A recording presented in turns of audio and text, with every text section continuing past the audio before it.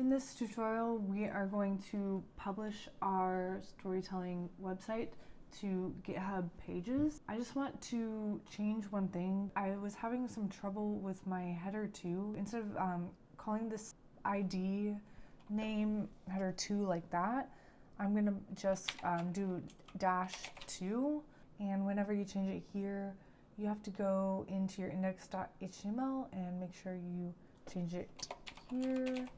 I also incorporated it into my style, or my style sheet, so I'm gonna change that here as well.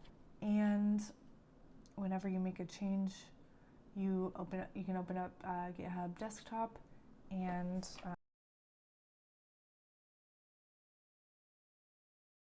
commit to main and push origin.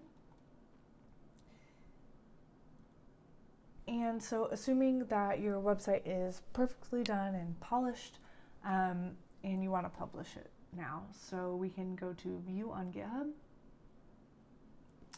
And in your project, you'll go to settings over here.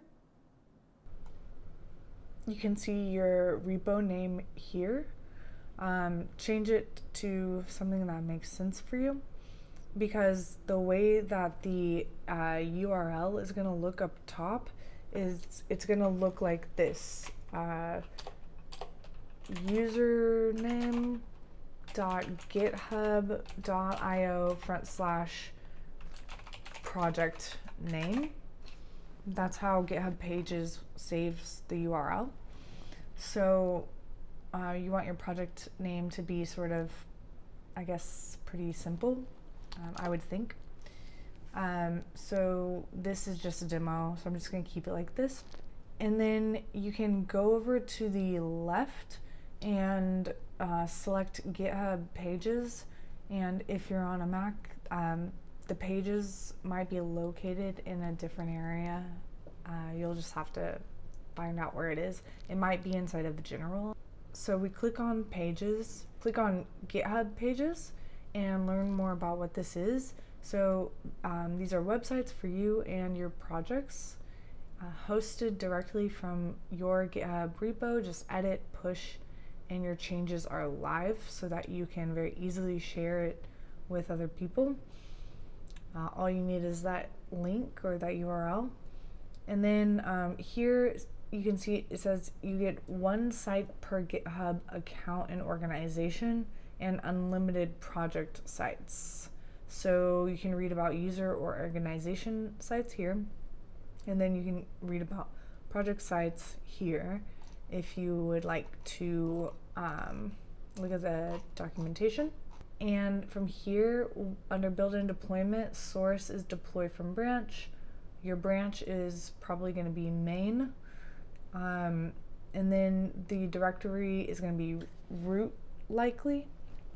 So if you had to change any of these, you'll just click that save. There's a section for custom domains down here, and so you don't need to do anything here for the project site. This is for if you want something other than your username.github.io.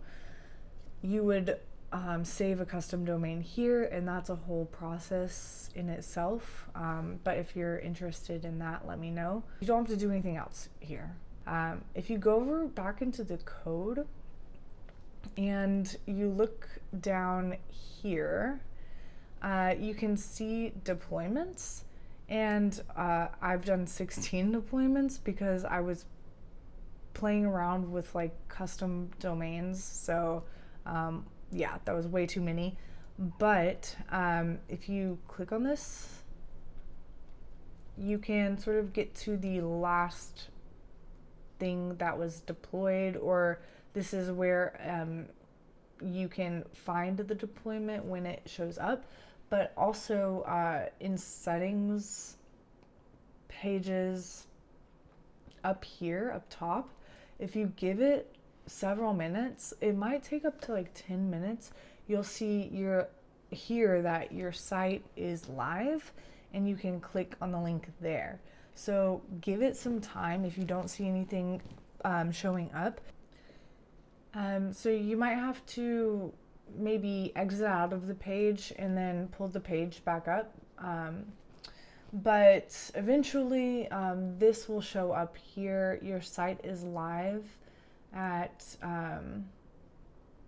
this location, and then you can just visit site here, and boom, it shows up with all of the interactions that we've got, and we can click and it all works, and scroll down, and then we can also press F12 here in case to see if our page isn't showing up. The errors are going to show up in the console, and we can sort of start to debug why it's not appearing. Like, say maybe you're on this link, but the page is white, then you would press F12, open up the console, figure out what the issue is there. One more thing that I want to note: once you do this one time for a project, you don't have to do it at all again. So the project will be updated every time you push a new commit. So say you're in VS Code and you add a line of code or whatever, and then you commit the change to GitHub on GitHub desktop, then the pages will reflect that change. It's going to could take up to an hour to reflect the change, but it will eventually reflect the change, so you don't have to deploy the site again. And that's the link that you will then share with me in your slide deck. And just to show you that it works, I'm going to paste it in another tab, and voila. One thing to note as well is GitHub Pages is a client-side server, and all of this is sort of new for me, so I'm going to try to explain it in the way that I understand it.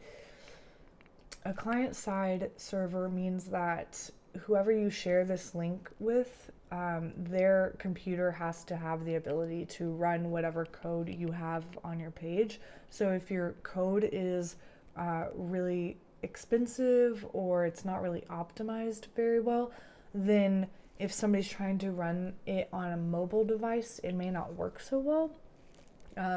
So you just want to optimize your code and make sure everything is good. And then you can also just test it on various computers. Like maybe you have a laptop, a desktop, and a mobile device. You could just test your project on all of them and see how it works.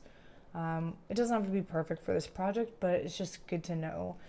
If it doesn't run well on my computer, then we probably have a problem, because the computer that I'm looking at your work on is awesome. So cool. If you have any questions, let me know, and good luck deploying your site.